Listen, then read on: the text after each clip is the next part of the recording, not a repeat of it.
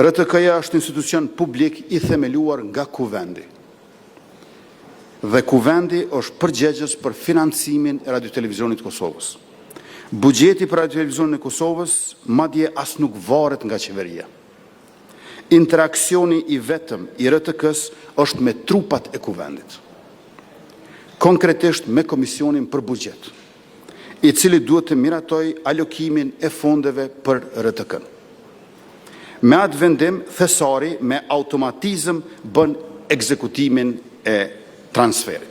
Pra të rasti i RTK-s kemi një lidhje direkte midis Komisionit për Bugjet të Kuvendit të Republikës me thesarin e shtetit që ndodhet në kuadër të Ministrisë së Financave. Pra as nuk ka propozim e as miratim nga qeveria. Krejt çfarë duhet mund të bëhet për brenda Kuvendit duke themeluar Komisionin për Bugjet. Prandaj, nëse për ligjin e bugjetit opozita pas ka vërejtje e brenga në raport me qeverin tonë detyrë, kjo nuk ekziston fare në rastin e RTK-s. Financimi për RTK-n nuk ka të bëj me qeverin. Komisioni për Bugjet, thesari i shtetit.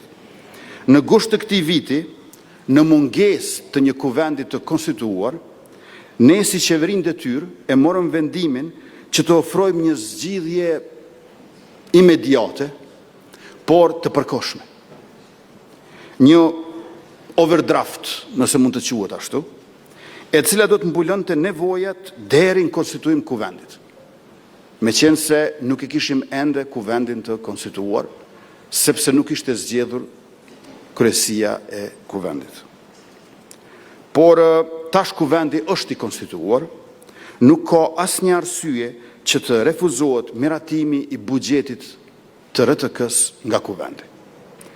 Ndërsa qeveria në anën tjetër e ka të pamundur të ofroj overdraft mbi overdraftin. Kur vetë themeluesi Radio-Televizionit Kosovës, që është Kuvendi i Republikës, refuzon të alokoj bugjetin.